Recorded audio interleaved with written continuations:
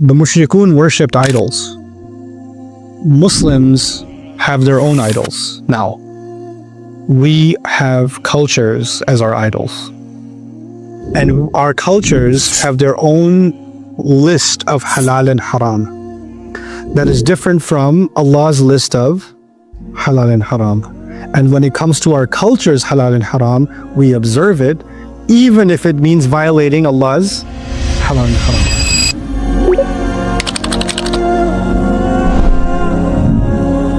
This video is a short snippet from our deeper look of Surah Al-Ma'arij, which is now available to watch in full only on Bayyinah TV.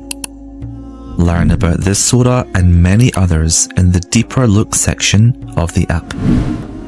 This is a really amazing way to describe Judgment Day, because this is Allah's way of telling us pleasing people doesn't matter. This is Allah's way of telling us that. So many of our decisions are because the family said so. So many, not good decisions, bad decisions. Family said so. The loved one said so. You did this because of your baneen, your sahiba, your akhi, your fasila. Right? And here you have the criminal ready to throw all of them in hell. All of them can go. We have to decide who we worship in the end. I say this without reservation, and I've said this now multiple times, but I think I don't say it enough. The mushrikun worshipped idols. Muslims have their own idols now. We have cultures as our idols. And our cultures have their own list of halal and haram that is different from Allah's list of halal and haram.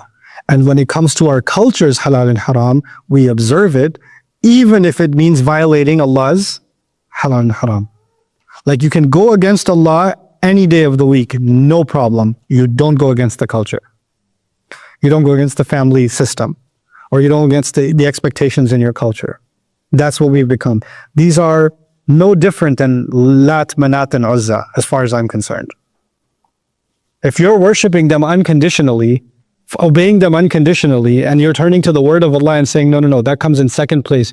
I don't know what else. If shirk is not to make an equal with God, or to put something besides God, if that's not it, then I don't know what we're talking about. I don't understand it, you know? And we do this.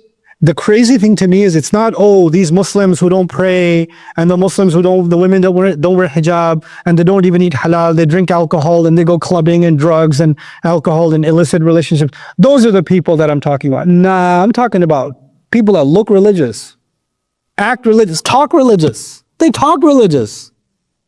And they're the ones that are just, when it comes to the family expectations, that matters, even if that violates the law of Allah openly. Take the matter of inheritance, take the matter of mahar, take the matter of how a divorce is performed, take the matter of child support, mostly take the matter of money. Like, Allah is our God for Hajj, Ramadan, Salah, Allah is our God. When it comes to money, we have other gods. That's just what we become. It's disgusting, but that is a reality, you know? And so it's easy to study the ayat of shirk and look, these pagans worshipped idols. Look at them. Without looking at the filthy idols we've created, you know, and we're not even batting an eye over them. Don't even think about it. Don't even think about it. And it's all good, you know. وَفَصِيلَتِهِ الَّتِي تُؤْوِيهِ. Now, يود يفتدي بأمه مع شدة تعلق نفسه بها. Ibn Ashur says, meaning a person will want to give away his own mother. Fasila, because literally fasila, the first meaning would be the mother, because you were separated from the mother physically, right? You were in her and you came out of her. Because of the intense relationship that was there with her. إذا كانت تؤويه, when she was protecting him, she was protecting him even in her belly.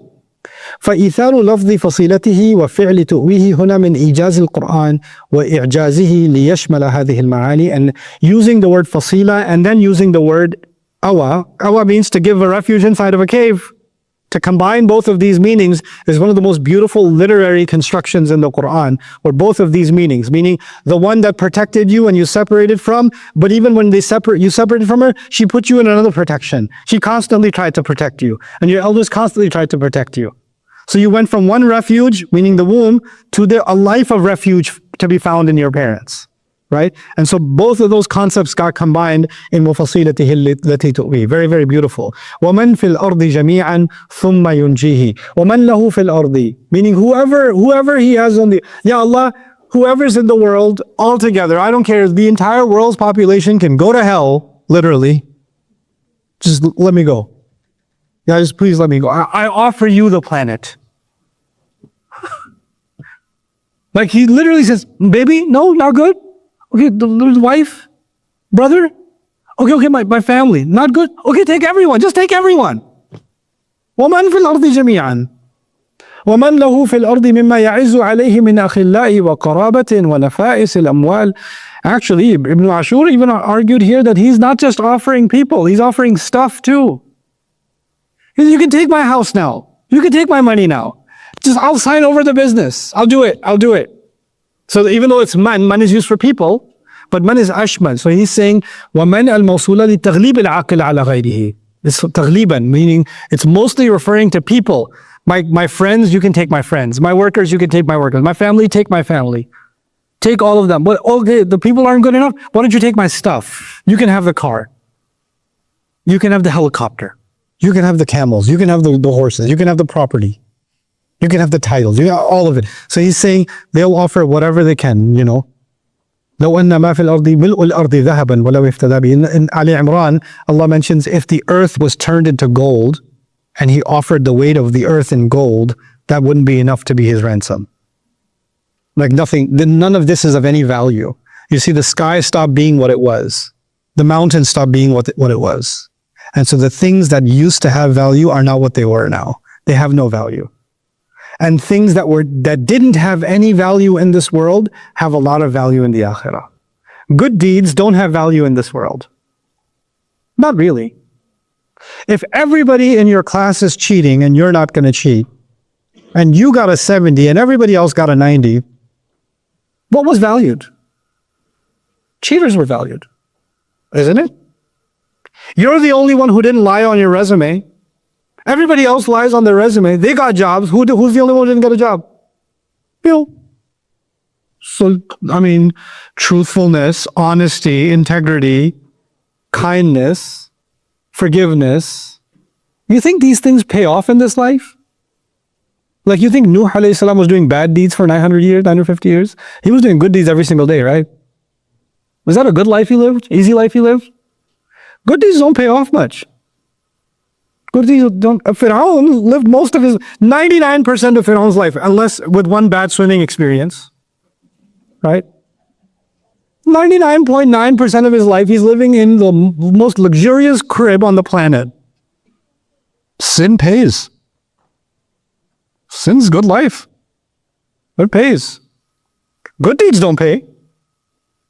Good deeds actually keep you. In fact, this is the subject of Surah Al-Qalam. People who do good deeds, especially when corruption is open. Yeah? When corruption is open. Because sin is the way to get ahead. And good deeds are a way to stay behind.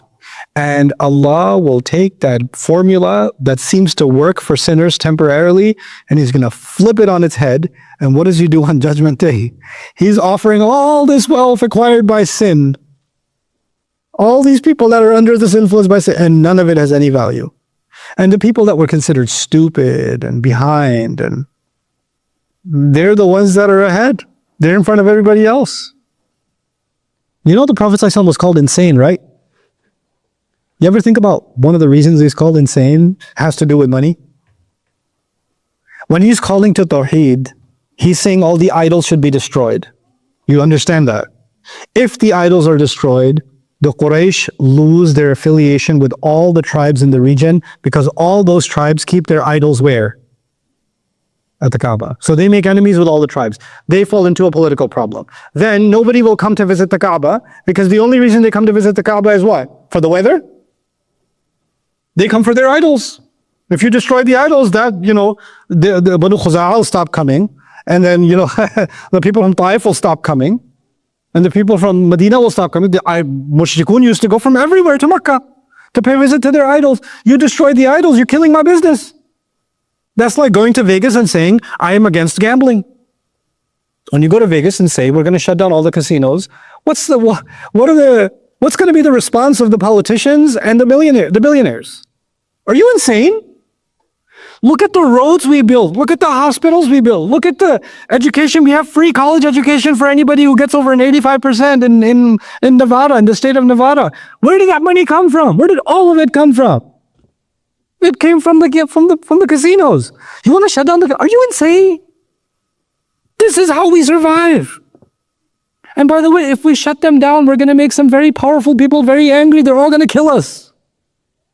This is insane. So when the Rasul ﷺ is calling for Tawheed, according to the business people and according to the politicians, that's insanity. That's crazy. The only thing that matters in this life is power, people under your influence, money. That's what matters. And Judgment Day comes, and he says, well, if this is the only currency I know, that's all I can offer. So he says, وَمَنْ فِي الْأَرْضِ جَمِيعًا, and whatever he has underneath, anything he wants, any property he had, any good he had, he wants to give away. ثُمَّ يُنْجِي, just let me be saved. Just allow me to be saved.